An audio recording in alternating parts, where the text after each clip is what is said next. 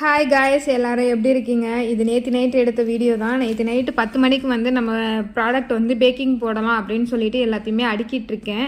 So அடுக்கி முடிச்சுட்டு இது வந்து 10 மணி நல்ல மழை வேறு. சரி ஓகே போட்டுடலாம் அப்படின்னு சொல்லிட்டு போட்டேன்.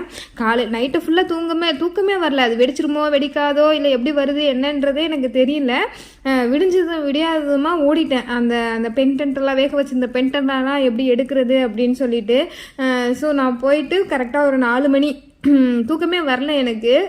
அந்த ஏன்னா அது பல்க் ஆர்டர் இல்லையா, அதனால நான் போயிட்டு செக் பண்ணணும் அப்படின்னு சொல்லிட்டு நான் போனேன், செக் பண்ணேன். பட் அதிர்ஷ்டவசமாக வந்து எந்த ஒரு பென்டென்ட்டுமே உடையாமல் வந்தது. அது வரைக்குமே நான் ரொம்ப ஹாப்பி. எப்போவுமே வந்து பார்த்திங்கன்னா அந்த மழை டைமில் நம்ம போடும்போது வந்து பார்த்திங்கன்னா பிரேக் ஆகிறதுக்கு நிறைய சான்சஸ் இருக்கும். ஸோ இருந்தாலும் அது அந்த டைமில் வந்து எனக்கு நான் நைட்டு வேண்டாத சாமியெல்லாம் இல்லை. ஏன்னா இன்றைக்கி தான் லாஸ்ட்டு டேட்டு, டெலிவரி பண்ணி ஆகணும். ஸோ அதனால் நான் என்ன பண்ணிட்டேன் அப்படின்னா எல்லாத்தையுமே நான் எடுத்து வச்சுட்டேன்.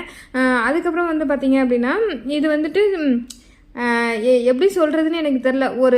ஒரு இது பார்க்கும்போது, ஒரு வேலை செய்யும்போது நைட்டு நான் ஆக்சுவலாக ஏன் நான் நைட்டு போடுறேன்னா பகலில் வந்து அது வந்து வெடிச்சிருமோன்னு பயந்துக்கிட்டே அதில் உட்காந்துருக்கணும். இப்போ நைட்டு போட்டு வச்சுட்டு நான் போய் படுத்துட்டேன்னா ஒரு 2 மணி நேரம் தூங்கிட்டு அதுக்கப்புறம் வந்து பார்ப்பேன் வெடிச்சிருக்கா வெடிக்கலையான்ட்டு. ஸோ அந்த மாதிரி தான் பண்ணி முடிச்சிட்டேன். 4 மணிக்கு எழுந்திரிச்சிட்டேன். சரி இவங்களுக்கு டிஃபன் செய்யணும், லஞ்ச் செய்யணும்னு சொல்லிட்டு நான் செஞ்சு வச்சேன். அதில் வந்து முட்டை, தேங்காய் துவையல், அப்புறம் வந்து தக்காளி சாப்பாடு, அப்போ பச்சை பயிர் அவிச்சு கொடுத்துருந்தேன். இது காலையில் சாப்பிட்டா போதும்னு நான் நினச்சேன். பட் எங்கள் வீட்டு பிள்ளைங்க அதையுமே சாப்பிடாம தான் போயிருக்காங்க. இன்றைக்குமே ஆஸ் யூஷுவல் ஸ்கூல் லேட்டு தான்.